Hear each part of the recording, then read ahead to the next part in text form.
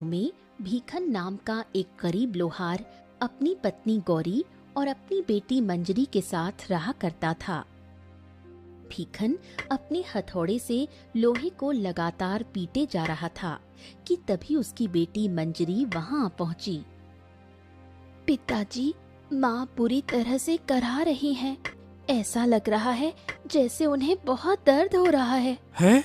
ये क्या कह रही हो बेटी? चलो चल कर देखते हैं। भीखन ने हथौड़ा वहीं पर रोक दिया और तुरंत अपनी बेटी के साथ अपनी पत्नी गौरी के पास पहुंचा। गौरी, क्या हुआ गौरी?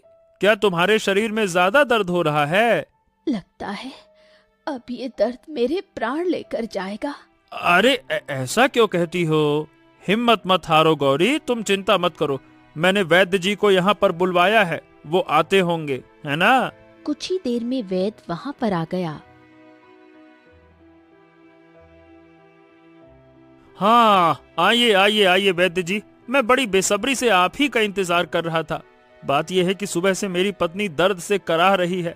आखिर इतना लंबा इलाज चलने के बाद भी स्वस्थ क्यों नहीं हो रही है? बात क्या है?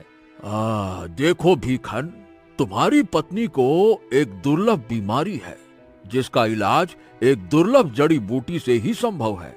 वो जड़ी बूटी जंगल में मिलती है। अरे अगर ऐसी बात है तो आप मुझे बताइए ना, वो कहाँ मिलती है? मैं उसे ढूंढ कर ले आऊंगा, बताइए।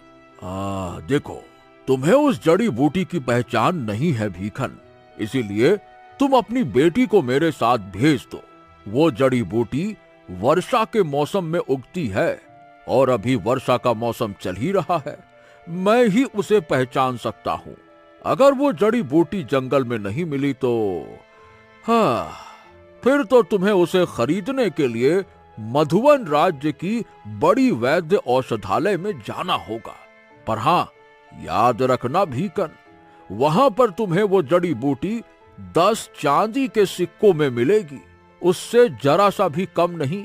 ये सुनकर भीखन गहरी चिंता में पड़ गया।